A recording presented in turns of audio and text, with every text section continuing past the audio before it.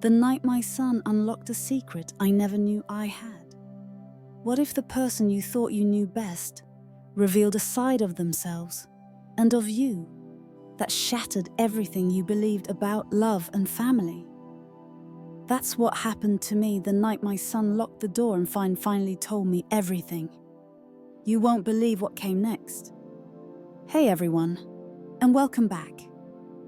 If this story resonates with you, please consider hitting that like button and subscribing for more deeply personal and thought-provoking narratives. Today I'm sharing something incredibly intimate, something that redefined my understanding of connection after immense loss. Have you ever held so many emotions inside that they just burst out, all at once, at the most unexpected moment? That's exactly what happened to me. The memorial service was over. The last of the guests had left, and the house fell into a silence that was heavier than any noise. Then, my son, Michael, closed the door behind us and said something that made my knees weaken. I never imagined that conversation would change our relationship forever. Before we dive into the raw truth of that night, tell me, where are you tuning in from?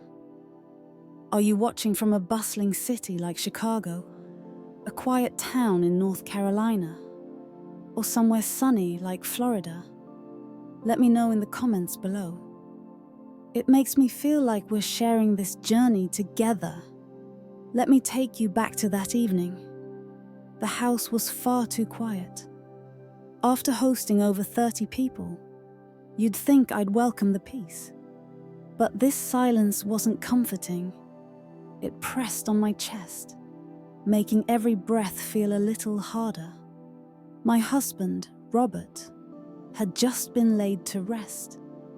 45 years of marriage, gone? It still didn't feel real. David, my son, had been my rock through it all. From the hospital visits to the mountain of paperwork, to the eulogy he delivered with a voice that trembled but never broke. He was everything a mother could wish for. Gentle, dependable, and kind. Yet, beneath his strength, I saw something in his eyes that day. A hint of something held back, just like in me. After the last relative departed, I went upstairs to my bedroom. I hadn't even changed out of my black dress, the one with the delicate embroidery Robert always admired. My feet ached, my back throbbed. But it was my heart that truly pulsed with an unexplainable pain. I sat on the edge of the bed, staring at a photo of Robert and me from our 40th anniversary. His smile in that picture was so proud, so full of life. I heard the soft creak of the stairs behind me. David had come up quietly. He paused in the doorway for a second before stepping in and gently closing the door. Then came the soft, unmistakable click of the lock. He stood there in his crisp white shirt, sleeves rolled up, the top button undone. His tie was loose around his neck, and his eyes, those deep, thoughtful hazel eyes, were fixed on me with an intensity I couldn't quite decipher. "Mom," he said softly, "can I talk to you?" "Of course, dear," I replied, a little surprised. "Come, sit." He didn't move immediately. Instead, he walked over to the window, gazed out into the twilight, and then turned back to face me. "I need to say something I should have said a long time ago, and I need you to just listen." A strange tightness coiled in my stomach. I nodded slowly, unsure of what was coming. He sat beside me on the bed, closer than usual. I could feel the gentle warmth of his body. We sat in silence for a few seconds, the air thick with unspoken words. Then he reached out and gently took my hand. It wasn't the same as when he was a little boy, clinging to me during a thunderstorm. This was different. There was an intention behind it, a palpable weight. "Losing Dad," he began, his voice low, made me realize how much time we let slip by, how many things we never say to the people we love. My throat tightened. I squeezed his hand, not trusting my voice yet. "There's something I've carried with me for a long time, Kite," he continued. "Feelings, questions, regrets. And now that it's just the two of us, I can't keep pretending they're not there." His words hung in the air like a heavy mist. I looked at him, truly looked. The faint lines near his eyes, the exhaustion, the profound grief, but also something else, a raw vulnerability. "David," I whispered, "you can tell me anything. You know that." He took a deep, shaky breath. "That's just it, Mom. I don't know if I can, because what I'm feeling, it's not what you'd expect. It's not even what I expected." The room suddenly felt warmer, almost stifling. I could hear my own heartbeat thudding in my ears. My fingers trembled just slightly where they intertwined with his. "I'm scared you'll be hurt, or ashamed, or that you'll never look at me the same way again." I gently pulled my hand from his, only to cradle his cheek with it. "David, nothing you say could ever make me love you less. You're my son." He closed his eyes for a moment, leaning into my palm as if he needed that touch more than air itself. "I loved Dad," he said, his voice barely audible. "I still do, but the truth is, I've been looking at you differently for a long time. Not in a way that's wrong or ugly, just different. You're not just my mum. You're a woman. A strong, beautiful, complicated woman who's held this family together through everything.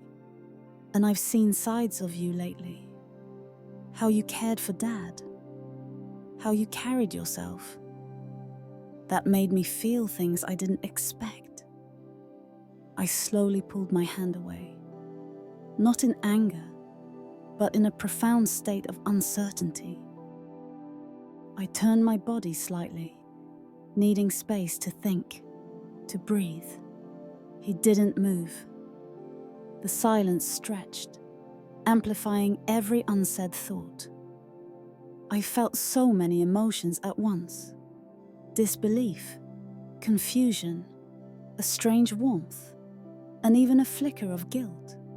But also a peculiar kind of understanding, an ache I hadn't acknowledged since my husband fell ill. I didn't respond right away. I didn't know how. Instead, I reached for the soft, knitted blanket draped across the bed and pulled it over my lap. He shifted a little closer, not touching, but close enough for me to feel his presence like a faint hum of static electricity. "David," I said finally, my voice a whisper. "What do you want from me right now?" He met my gaze, his eyes open and searching. "I don't know. I just wanted to be honest. I needed to tell you. And I needed to know if you've ever felt something, anything too." That's when I realized my hands were trembling. I looked into his face, so open, so raw, and I didn't see a child. I saw a man who had just buried his father, a man who was searching for connection, for clarity, perhaps even for comfort. And something within me, something buried deep for years, began to stir. But I couldn't speak yet, not until I understood what it all meant. He reached up, gently brushing a tear from my cheek. I hadn't even realized I was crying. "Whatever happens," he said, his voice low and steady, "I still love you. I always will. Nothing has to change. But I needed to be real with you tonight." The weight of his confession lingered in the room, thick and fragrant, like incense, impossible to ignore. And so we sat in silence, two grieving hearts navigating something no one had prepared us for. But that night, as overwhelming as it was only the beginning. The night stretched long after that profound conversation, though no more words of that nature passed between us. David eventually stood, gently kissed my forehead, and said he was going downstairs to sleep on the sofa.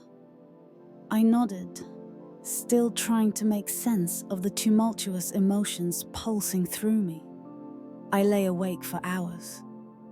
Every memory of David as a boy came rushing back. His tiny hand gripping mine on his first day of kindergarten. The way he used to fall asleep on my chest during summer storms. The proud look on his face when he graduated college, when he landed his first big job, when he stood by his father through the darkest days.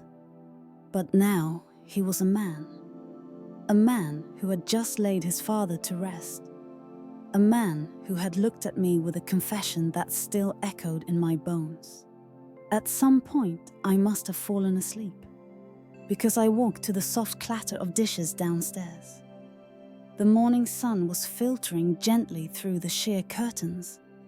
For a brief moment, I forgot everything. And then, it all came flooding back. I threw on my robe and went downstairs. David stood barefoot in the kitchen, brewing coffee, 2 mugs already set on the counter. He turned when he heard me, offering a quiet smile that held both hesitation and a glimmer of hope.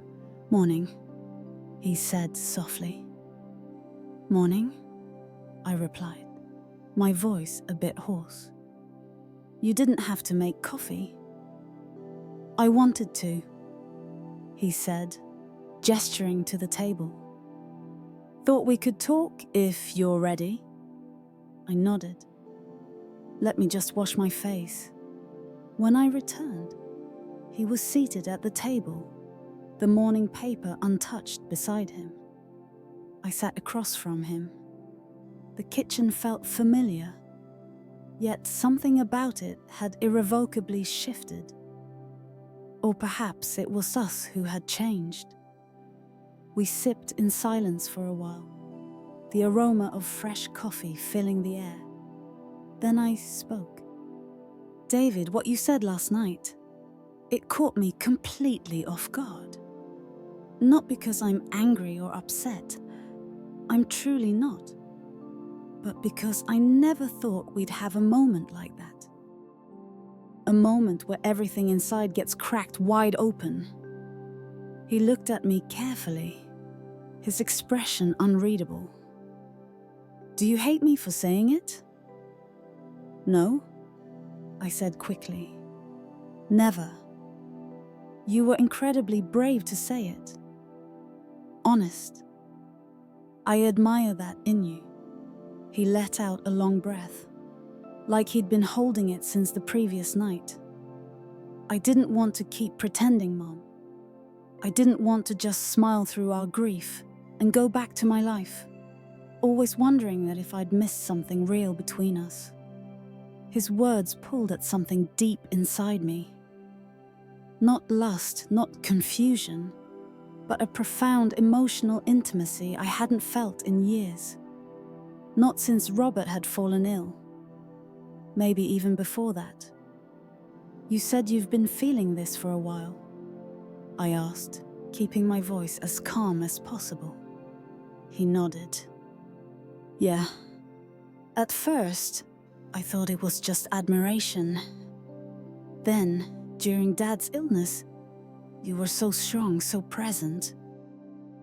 There were nights I couldn't sleep, and I'd lie in bed thinking about how much you carry, and how beautiful you are, even when you're desperately trying not to cry.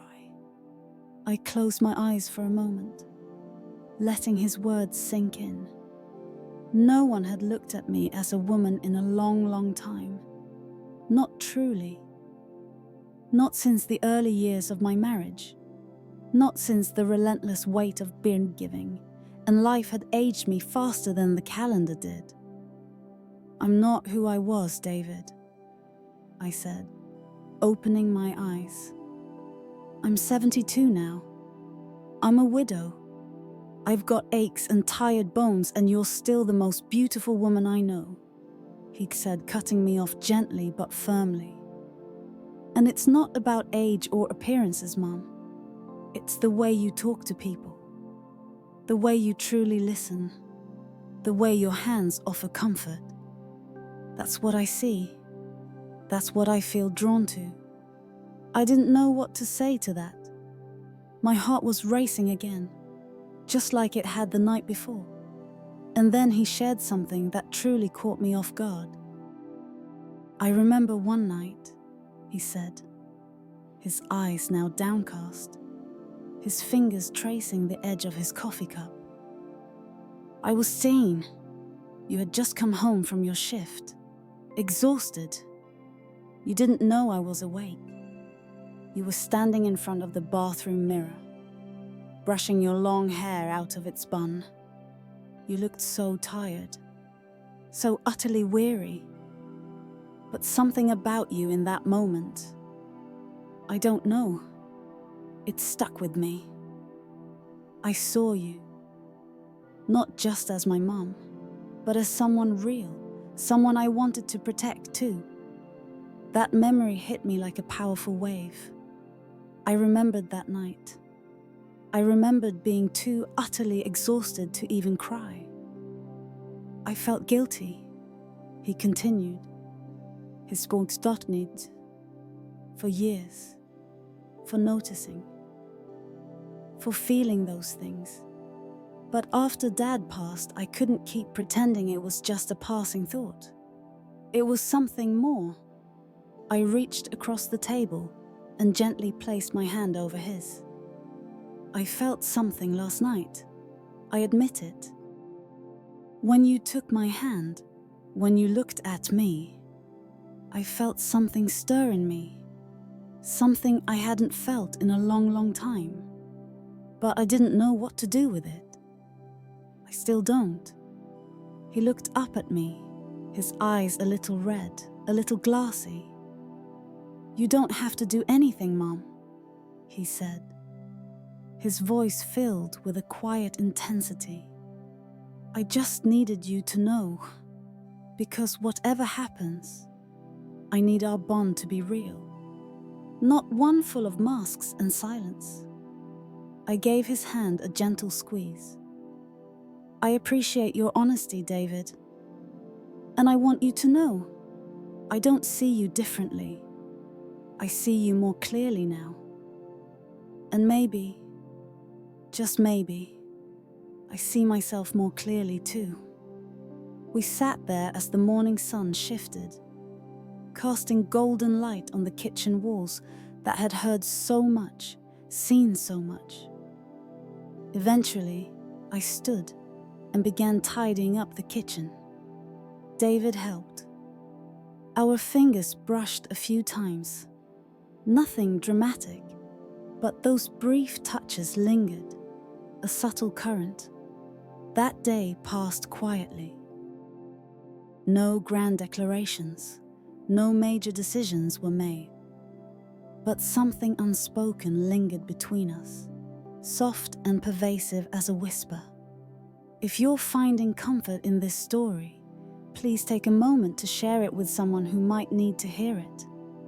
It helps more than you know. Later that evening, I heard a soft knock on my bedroom door. Just one knock, then silence. I opened it. David stood there, barefoot again. His eyes filled with that same compelling vulnerability. He didn't say a word, just stepped in and closed the door behind him. He locked it, just like he did the night before. But this time, I didn't feel afraid. This time, I was ready to hear everything. The air in the room felt warmer, heavier, as if the very walls were holding their breath. David didn't speak at first. He stood with his back to the door, his eyes scanning the room as though seeing it for the very first time. My subtle perfume still lingered faintly in the air, mingled with the quiet hum of the ceiling fan. The late evening light cast long, dancing shadows across the floor. I sat down on the edge of the bed, just like the night before, and waited. He took a slow step forward, then another. Finally, he stood directly in front of me, close enough that I could feel the subtle tension in the air between us. Something fragile, something uncertain, yet something undeniably real. "I didn't come in here to make anything harder, Mum," he said gently, his voice barely a murmur. "But I couldn't sleep last night. I kept replaying our conversation in my head." "Me too," I whispered. All day, he sat beside me, and for a few seconds, neither of us moved. The only sound was the soft, rhythmic ticking of the antique clock on the dresser. It had belonged to Robert, and now it seemed to be marking time for something none of us could have ever anticipated. David looked over at me, his voice just above a whisper. "Can I ask you something?" "Go ahead," I encouraged. He paused, collecting his thoughts. "Do you ever feel like you've been someone's wife and someone's mother for so long, you almost forgot how to be just you?" His question struck a chord deep inside me, resonating with years of unspoken feelings. I nodded slowly. "Every single day, David. More than you know." He shifted slightly on the bed so he could face me more fully. "Because that's how I see you now. Just you. Not in a disrespectful way. Not to forget who you've been to me, but to finally see the woman who's always been underneath all that. The real Clara." I swallowed the lump in my throat. "Robert was a good man," I said, my voice thick with emotion. "But in our later years, we settled into routine. The spark faded. And then his illness changed everything. I became his nurse more than his partner. I gave up things, my own feelings, even my own needs. I didn't complain, but I started to forget what it felt like to be touched, just to be cherished, to be truly seen." David's hand rested on mine again, and this time I didn't pull away. His thumb moved in slow, reassuring circles across the back of my hand, a gesture of profound comfort. "You deserve to be seen," he said, his gaze unwavering, and heard and held. We both sat in that stillness, a quiet storm swirling just beneath the surface of our word. I looked over at him, my heart aching with the truth I hadn't allowed myself to acknowledge. "You're grieving too, David. You lost your father." "I know," he replied, his voice soft. "And I miss him more than words can say. But I think I've been grieving longer than that. For years, actually. For everything unsaid between us. And for you, Mum, for how alone you seemed, even when you were in the same room with all of us. Those words went straight through me. An arrow of pure, undeniable truth. He had seen it. The loneliness, the quiet ache I thought I'd hidden so well behind a facade of strength. David leaned in just slightly, his voice still low, almost a murmur. I know there's a line between what we've always been and what this is, but there's something in me that needs to care for you the way you've cared for everyone else your whole life. I felt his forehead brush lightly against mine. Not a kiss, just a tender gesture of closeness, a silent seeking. His hands moved to cradle mine gently, waiting, asking for nothing but permission. I didn't move away. I couldn't. Something inside me was unfolding, a part of me that had been dormant for decades. I felt vulnerable, yet strangely peaceful, afraid, but not of him, afraid of how utterly right it felt. I don't know what this means, David, I admitted, my voice a whisper. I don't know what it would look like beyond tonight. It doesn't have to be anything, he said, his arms wrapping around me then, carefully, respectfully. We're allowed to just feel, to honor this moment, to not be alone for one night. I rested my head on his shoulder, letting the years of loss, confusion, and exhaustion melt against the unexpected comfort of his embrace. We didn't rush anything. There was no desperation, no urgency, just closeness, gentle touches, long quiet pauses where our hearts seemed to speak without words. We spoke in whispers about memories, his childhood, my early days with Robert, the things we missed, the things we regretted, the things we never thought we'd say out loud. At one point, he reached up and gently tucked a stray strand of hair behind my ear. "You're still so beautiful, Mum," he said, his voice full of genuine admiration. "So radiant." I chuckled softly, brushing a tear from my cheek. "I feel old, David."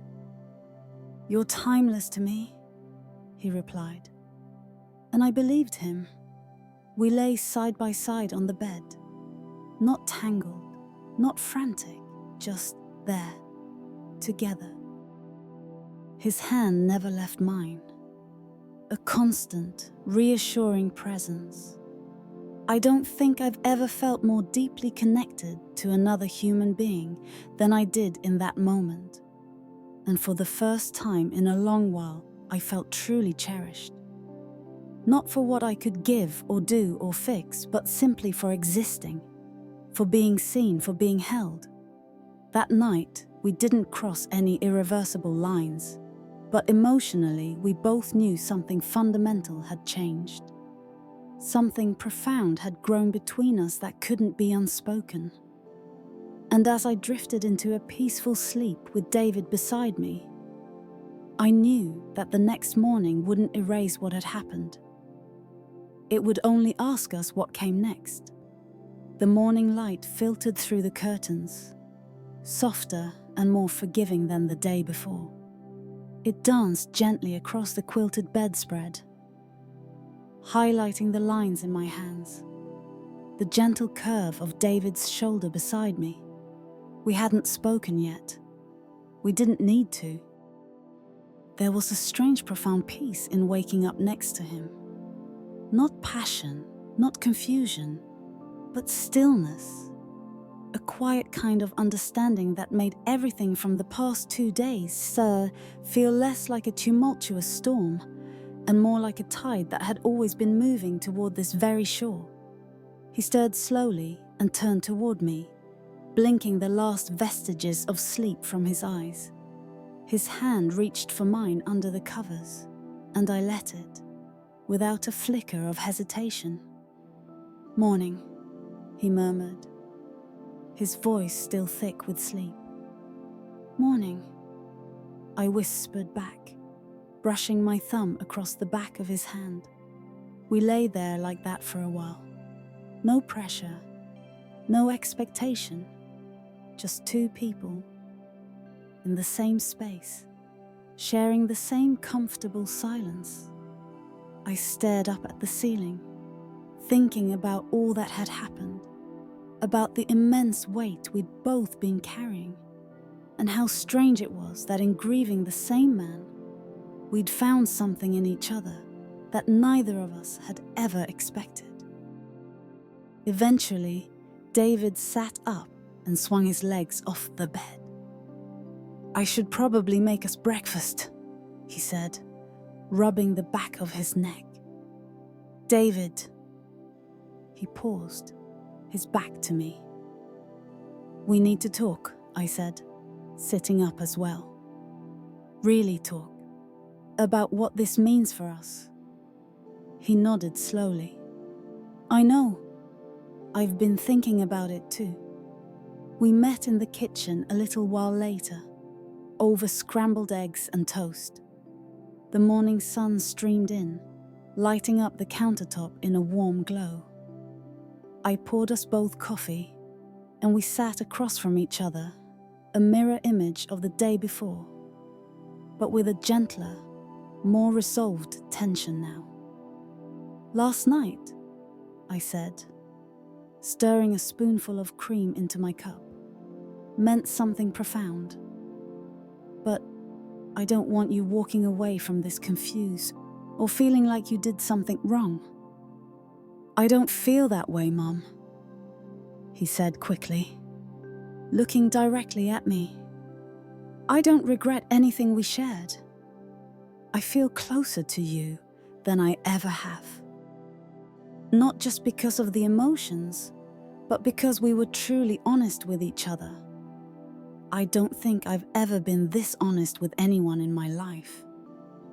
"I haven't either, David," I admitted. "But honesty can be a door we walk through together, not a place we necessarily stay." He looked at me carefully, his expression thoughtful, processing my words. "I'm not asking for a relationship, Mum," he said, his voice earnest. "I'm not asking for anything you're not ready for, but I want you to know. I see you now as a whole person, not just my mother, not just a widow. You are a woman I admire deeply, a woman I care about more profoundly than I ever knew was possible."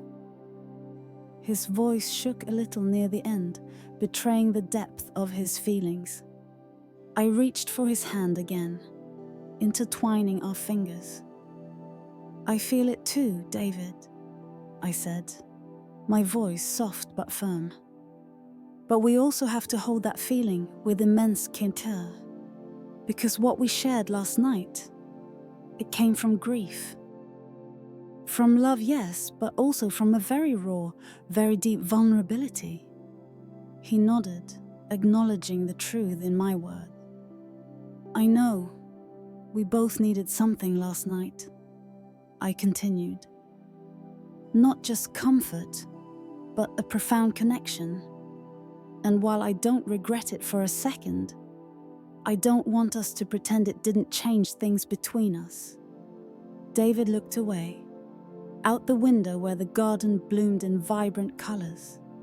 He used to help me plant tulips there when he was a teenager. He always liked the bright red ones best.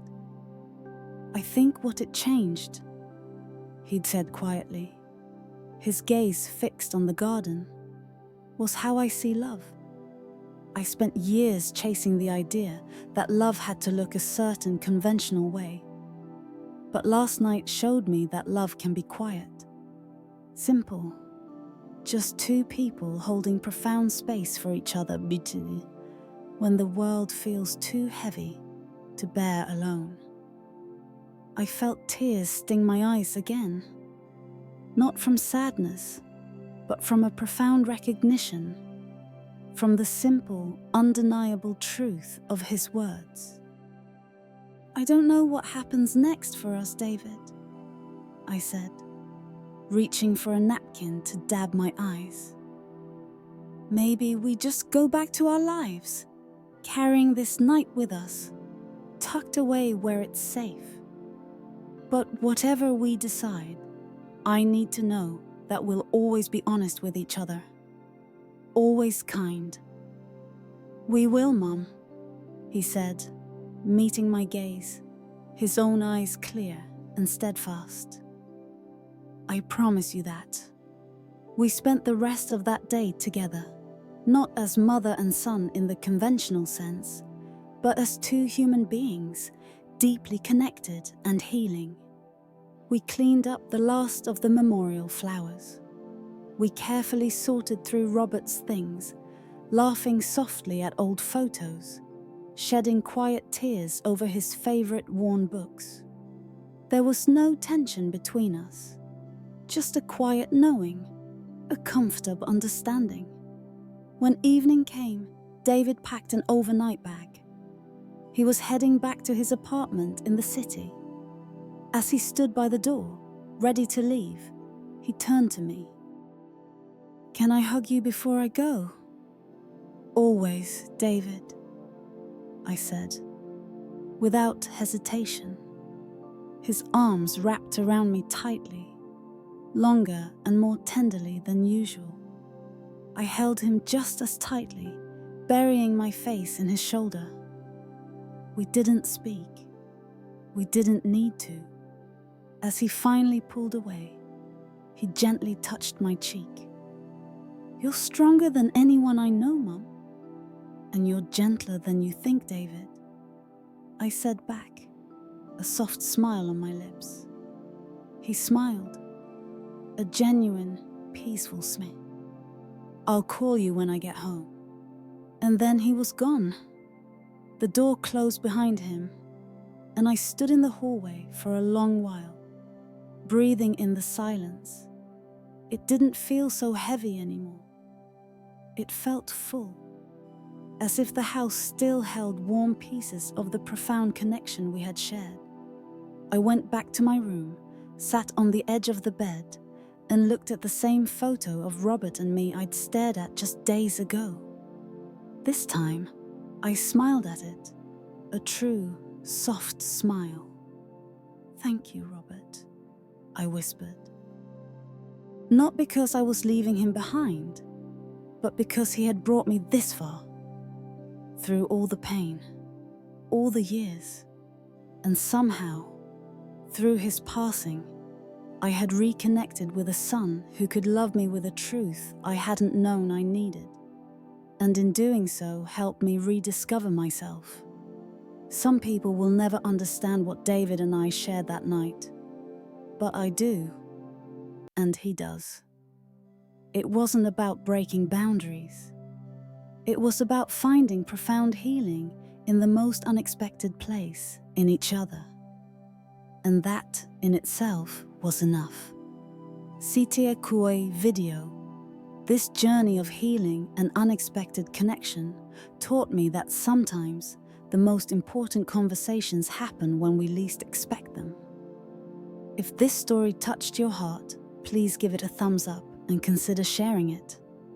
And don't forget to subscribe for more stories of life, love, and the incredible ways we connect. Until next time, take care.